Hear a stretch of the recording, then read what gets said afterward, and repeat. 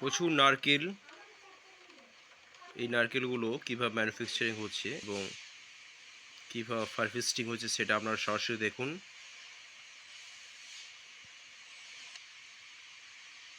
অপূর্ব এক দৃশ্য। এত নারকেল আসছে সমস্ত হারভেস্টিং সেক্টর থেকে, এটা ম্যানুফ্যাকচারিং হয়ে এইগুলো কোকোনাট লিকুইড হয়ে এটা প্রোডাক্টিং হচ্ছে। সেই প্রসেসিং অনগোয়িং দেখুন আপনারা। বিভিন্ন ধরনের ফরমেটিভ গুরুত্বপূর্ণ ভিডিও পেতে চ্যানেলটির পাশে থাকবেন। নানা স্বাদের ভিডিও।